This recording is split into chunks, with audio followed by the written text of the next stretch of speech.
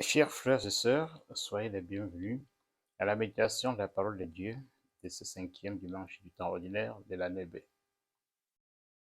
Les lectures de ce jour nous posent la question de Dieu devant la souffrance humaine. Oui, la souffrance est inhérente à notre condition humaine.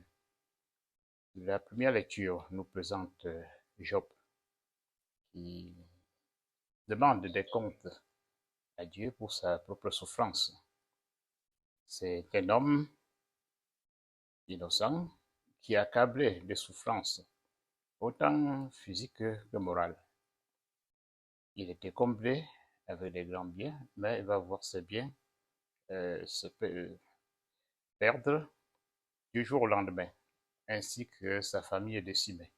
Et pour finir, il devient également lépreux. Mais il conserve la foi. Et même si parfois il arrive à demander des comptes au Seigneur, c'est juste pour comprendre pourquoi il souffre. Et n'importe qui, devant les souffrances, devant l'incompréhension, qui à la fois se tourne vers Dieu, même s'il n'abandonne pas la foi. Et si c'est que la solution viendra de lui, le Christ lui-même a posé la question sur la croix. Mon Dieu, pourquoi m'as-tu abandonné? Donc Job est le prototype de celui qui souffre et aussi du Christ. Et devant les souffrances, parfois, nous cherchons des beaux émissaires, où les autres culpabilisent ceux qui souffrent en disant il y a votre faute quelque part, soit la faute de vos parents. Mais le livre de Job démentit que toute souffrance a une explication. Il y a des souffrances innocentes. Mais ce qui est important, c'est de confier toujours sa cause à Dieu, comme Job, et comme le Christ lui-même sur la croix. Le Christ est venu annoncer la bonne nouvelle, et il annonce sans se fatiguer. Et nous, les apôtres, nous, les disciples, nous sommes aussi appelés à annoncer. Et Paul dit que c'est un malheur pour nous si nous ne le faisons pas dans la deuxième lecture. Et nous devions regarder l'exemple du Christ. Il annonçait sans se fatiguer.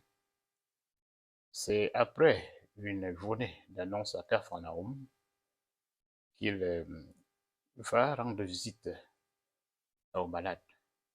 Le soir, malgré la fatigue, il a appris que la belle-mère de Pierre est malade et décide d'aller rendre visite. Parmi les devoirs des chrétiens, nous avons le devoir aussi de nous occuper des personnes qui souffrent. Et le Christ nous donne l'exemple. Il nous jugera à la fin des temps sur ce que nous avons fait envers les marginalisés et ceux qui souffrent. Donc il y va et trouve la belle de Pierre au lit. Il approche et la touche. Oui, des fois, nous aussi, nous visitons nos malades, mais restons à distance. Ne nous approchons pas, soit par peur, ou bien parce que nous manquons de comprendre qu'approcher le malade contribue aussi à sa guérison. Et le Christ va même jusqu'à la toucher. Elle se lève, la fièvre la quitte pour les servir. Les servir, c'est manifester sa reconnaissance. Des fois, nous aussi, nous bénéficions de beaucoup de grâces du Seigneur. Et est-ce que après, nous lui rendons cette générosité, cette grâce? Et le soir, Jésus s'en va pour prier. Donc, il n'oublie pas son Père.